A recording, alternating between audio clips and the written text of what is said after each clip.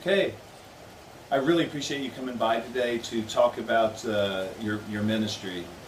Can you help our friends by introducing yourself and then telling us a little bit about that ministry? Sure, my pleasure. Thank you so much for allowing me to visit you. And my name is Dhruva Thapa, my wife Goma. We are heading the ministry under New Hope Foundation. Under there, we are rescuing women and children from sexual exploitation and taking care of them for their education and normal daily life. And also we have the hospice care for people living with HIV/AIDS. Mm. When did you begin this mission, and why?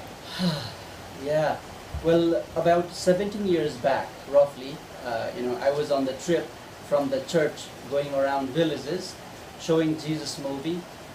At that time, a few ladies approached to me asking their daughters that have gone missing for a few years, and they had no idea where they had been missing or where they have gone to. And the only thing they knew was the girls were gone to Kathmandu, which is the capital of Nepal, and I was from Kathmandu for that village, and they heard, since I was coming from Kathmandu, they were thinking that I would know their daughters.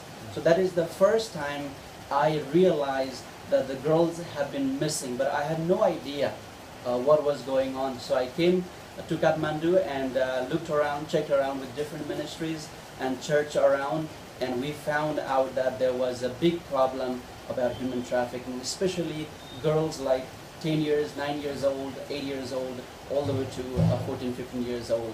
And that was our first encounter about the problem. From that point, we decided to do more research. So for a few years, we did some research through the church, going to India, visited a couple of brothel sites.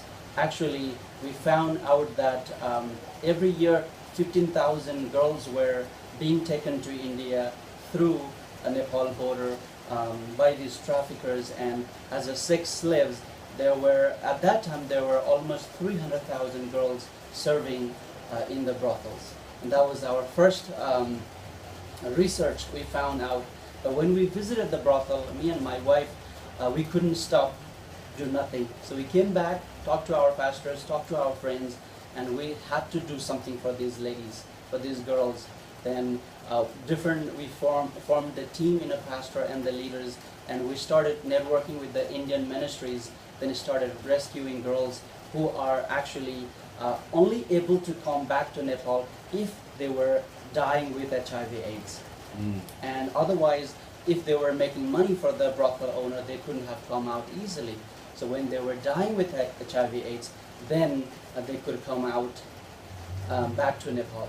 And we would receive them if we wanted to, but we didn't have a place at that time. But we just worked around with the network, a local NGO that was formed in a government side, which was National Network Against Girl Trafficking.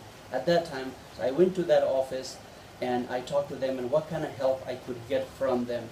And they would not give anything but some information and some data, which was not going to help. So from the church connection, we started making network, and we received these girls back into Kathmandu. And for the first time, when we received it, there were about 8 ladies, and 3 of them had children. They're kids, and one of them was only a year and a half old. It was a boy.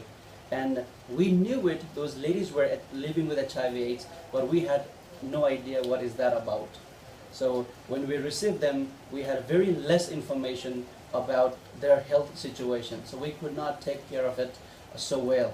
Then one of the lady just died a month later, been into the program, and left the boy that she brought him with nothing on hand, no paper, nothing. He's just out there, and he doesn't even realize his mom died because he's only 1 year old.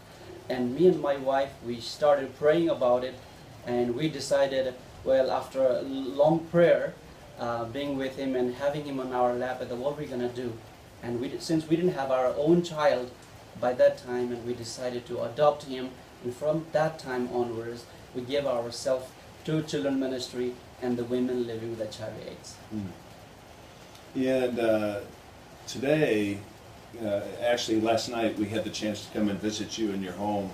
And how many of these children do you have in your home now? We have 22 living in our facility right now, but we have rescued more than 37 children past 3 years. And many of them have returned back to their parents when we find the parents that are still around. Right. And last night I asked you about that experience because I have to imagine that these children returning to their parents after the experience that these kids have gone through may not always be easy. What happens in your, what has been your experience when you brought these children back, and what have you learned? Yeah, obviously not easy. We have had lots of challenges when we bring the children back to the parents. And we also found the cases like parents actually sell their own children for money. And at that time, and we decided like, okay, and they're not safe to return home with their parents. So in that cases, we bring the children back to the safe house, which in our own house. But some of the children who wants to be back with the parents, which in many cases, yes, that happens. And we want to make sure with the local church involvement, those kids will stay with the parents and they will go to school and make sure the local church takes care of them, making sure they're going to school, and we try to make sure we pay their school bills and they get the proper education, being with their family background. And today, so you said what, 23 children? 22, and our our own boy and girl, and 1 adopted from the first one. So 3 of our own, then other 22 girls. Okay. Where do you go now? What are the challenges you have today? What is your vision of the future? Our vision is obviously there is so much need having bigger place to keep these girls that we have rescued. Every week our church volunteers who are working at the border, stopping these girls being taken to India, we almost receive 2 or 3 girls every week. They need place. Well, tell me about that real quick. Yeah. Last night you mentioned something about how you're trying to catch this at the border between Nepal and India, and trying to intervene even before they get into the brothels. Yeah. So the program going very effectively because we are working with the local churches. Local churches are providing volunteers to go stand at the border, trying to filter who is crossing the border with the girl, kind of like that. And that's how the volunteers are working. Other NGOs are doing the same thing. So the volunteers stand there with the authority, either from the church or from the local NGO that we represent, and they ask around and they investigate about the girl, who is she going with, and when they turn out to be not proper documentation that proves they're going for the right purpose, then they go to the government office and filters through the process that, and it happens to be trafficker, then trafficker sneaks away because he or team pays under table to government and he sneaks away, and girl becomes with nobody there. In that cases, we bring the child to the local church nearest possible, and we investigate through which village she might be coming from, then we try to locate back. But at least it takes about 2 to 3 months to do that process. But every week 2 or 3 calls we receive that need a place. And right now we are just trying to connect with other NGOs and sending there wherever they have a space, because we really don't have a space for more girls. And God has given us for 50 numbers of girls. We're actually looking at a property that we can build a bigger place to keep 50 girls in our ministry to minister to. Yeah, so tell us about that. You were outlining a vision of the future. Let's talk about that vision. Yeah, so we have looked at a place little south from Kathmandu, about 18 kilometers from here, a little village site, because the land is very expensive in Kathmandu, so we went away a little bit. And we sold our own house to the bank, and we have taken some loan and secure a small size property there. And we cannot stay in our house any longer. Maybe we have 9-10 months left that we can be where we are right now. So eventually we have to move. knowing that we have to move, and we thought, well, we will go little quite a ways away so that we can find a good sized plot, which we looked at in the the land we looked at. Then we are praying, friends like you maybe pray with us and maybe help us to buy little extra plot of land to build a bigger size of the building so we can bring more girls into our program. And we talked a little bit about the challenges of raising money or enough donations to sustain what you're doing.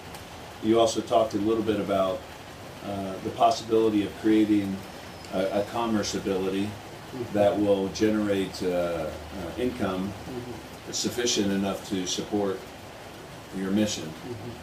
Describe that idea. Yeah. Well, we visioned our ministry to be self-sustainability is our whole focus.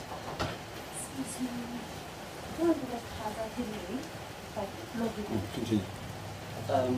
Yeah, so right now our vision is to grow, but without the self-sustainability we really cannot grow because we don't have a partnership. So we thought of different products to generate that we can maybe have hospice ladies who are living at the hospice can work on, and the older girls that in our house they can do some small products like a gift, something that made with love, token of love they can make, which is a bracelet which I have given to you, and they have made that so somebody given a hope, because the bracelet says I gave hope so that thy child could go to school. So I thought of some product somebody can maybe trade for a cup of coffee.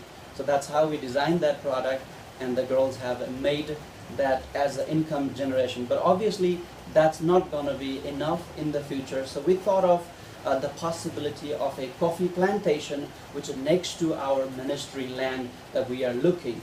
Then in that land we can grow about 3,000 coffee trees, which if we have the partnership with some ministry or individual, about $140,000 as a loan, then we can start that coffee plantation where we can use the hospice women to work as an income for them, and also the healing process, because we have about 15 hospice ladies live in the hospice almost all the time. So we need some work for them, but what can they do?